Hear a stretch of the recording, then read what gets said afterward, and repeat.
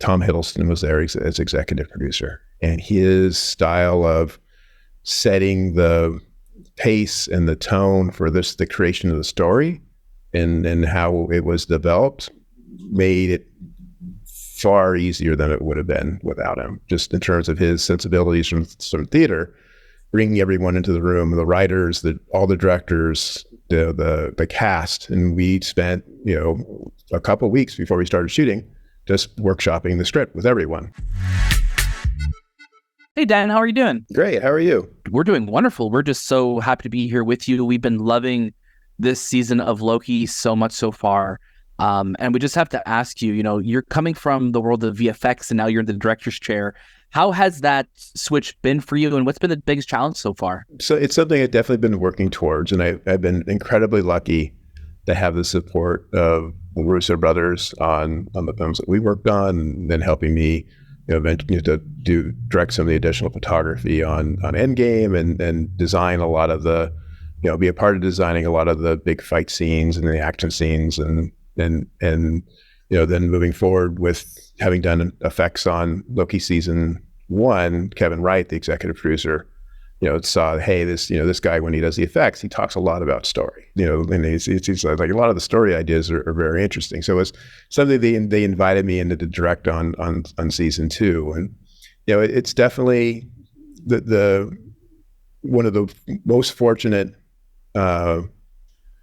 steps, or, what coming into this season is that Tom Hiddleston was there as executive producer, and his style of setting the pace and the tone for the creation of the story and how it was developed made it far easier than it would have been without him, just in terms of his sensibilities from theater, bringing everyone into the room, the writers, all the directors, the cast. And we spent, a couple of weeks before we started shooting, just workshopping the script with everyone. So we all had an idea of what everybody's episodes were. We all were able to make the episodes better. Yeah.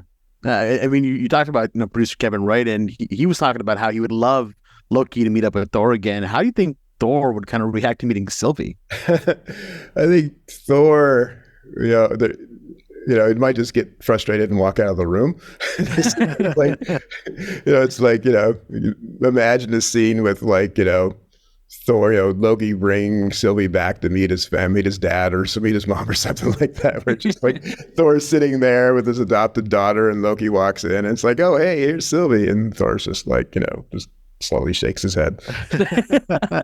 Yeah, totally can see that happening. That's very accurate. But you mentioned story, and I think the story this season has been so strong, and it's been able to bring us to all these different places and times. I look at McDonald's in this episode, and I look at the film premiere, and I'm curious, for you and the team, what was the most important part of making those places feel authentic to their time and to the location that they were in? Well, I think with McDonald's, it was important because it helped drive the story. It was something that, it's fun because you get to see the Hamburglar and the tree and all those things that we remember. But because of the nostalgia with McDonald's and everyone having experienced it as kids, and there's always some story about, or something you recall about McDonald's, would be like the pancakes, but it was just, it was something that was already built into the kind of consciousness of the viewers. And so reproducing that McDonald's takes you there. And then because that takes you there, you understand Sylvie walking in and seeing the families and having the experiences that she never had. Absolutely. With London, it was something I think that was just a lot of fun. It was something that, Tom wanted to be in a foot chase for sure. And we spent quite a bit of time one night. We had a camera rigged on a motorcycle, Tom running down the alley, where we just kept increasing the speed of the motorcycle again and again. I can do it. I can keep up. And so, but it was something where it was nice, where, that scene, turned into what you thought would be a traditional chase, and then, flipped into the kind of the dark Loki.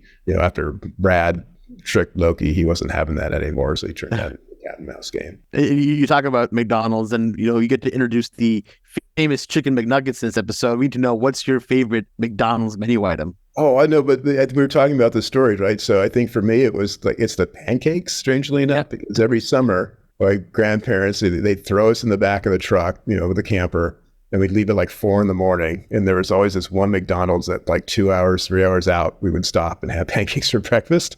And then we'd, go off in Nevada Oh, it's delicious. We love that. Dan, thank you so much for sharing your time with us on the Movie Podcast. We absolutely adore what you're doing this season, and we cannot wait to see you return to the director's chair, and hopefully we'll get to talk to you again for that. So thank you so much for your time.